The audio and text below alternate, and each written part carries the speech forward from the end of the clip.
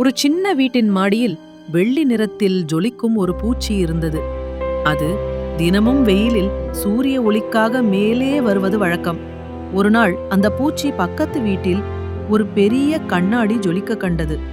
அதுவும் சூரிய ஒளி போல ஜொலிக்கிறது, அதில் விழுந்து ஆடலாம் என்று எண்ணியது. யோசிக்காமல் நேராக பறந்து அது கண்ணாடிக்கே மேல் பாய்ந்தது. ஆனால் அது வெறும் கண்ணாடி அல்ல, அது ஒரு ஜன்னல் கண்ணாடி. பின்னால் ஒரு பெரிய வீசும் விசிறி. பூச்சி அந்த விசிறியின் மீது விழுந்து உதிர்ந்த காற்றால் தூக்கி எறியப்பட்டது. தலையெழுத்து கீழே விழுந்தது. அதை பார்த்த ஒரு பாம்பும் ஒரு பனிக்கோள் மீனும் அருகில் இருந்தனர்.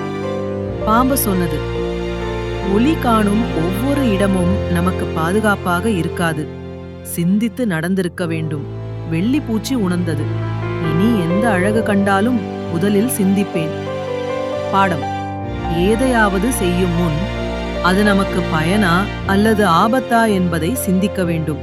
இல்லையெனில் அதனால் பாதிக்கப்படலாம்.